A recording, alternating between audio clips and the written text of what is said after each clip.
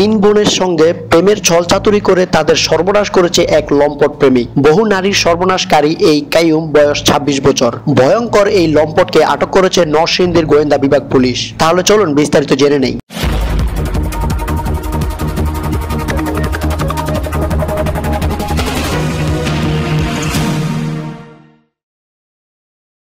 প্রথমে ফেসবুকে, পরে ফোনালাপের মাধ্যমে তরুণীদের সঙ্গে পরিচিত হতো লম্পট কাইয়ুম। এরপর নানা ছলনায় দৈহিক সম্পর্ক জড়াতো তাদের সাথে। এর ছবি, ভিডিও সংরক্ষণ করে রাখতো সে। পরে ছবি ও ভিডিও প্রকাশ করে দেওয়ার হুমকি দিয়ে মেয়েদের ব্ল্যাকমেল করে আসছিল এই কাইয়ুম। নরসিংদীর একটি পরিবারের সহোদর তিন বোনের সঙ্গে এমন কাণ্ড করে বসে সম্পর্ক তুলেছিল এই কাইয়ুম। অবশেষে রোববার সকালে নরসিংদী ড্রিম হলিডে পার্কের সামনে থেকে তাকে আটক করেন গোয়েন্দা পুলিশের উপপরিদর্শক আব্দুল গফফার। ওই সময় অশ্লীল ভিডিও প্রকাশ করার ভয়ে এক নারীর সঙ্গে পার্কে দেখা করতে এসেছিল এই লম্পট। ওই নারীর দেওয়া তথ্য আগে থেকেই উৎপত্তি ছিলেন গোয়েন্দা পুলিশের এই কর্মকর্তা। লম্পট কাইয়ুম নারায়ণগঞ্জ জেলার রূপগঞ্জ থানার খালাইশা গ্রামের আব্দুল মজিদের ছেলে।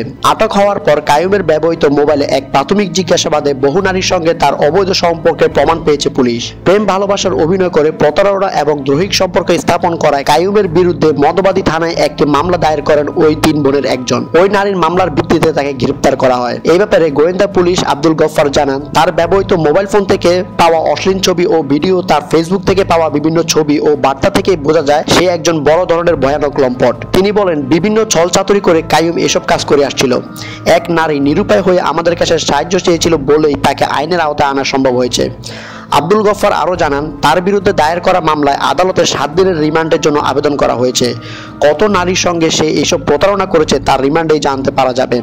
তাহলে আজ এই পর্যন্তই। ভিডিও সম্পর্কে কোনো মতামত থাকলে অবশ্যই কমেন্ট করে জানাবেন। আর প্লিজ এমন সব অপরাধমূলক নিউজ পেতে অবশ্যই আমাদের চ্যানেলটি সাবস্ক্রাইব করে রাখবেন। Video update journalist, news desk.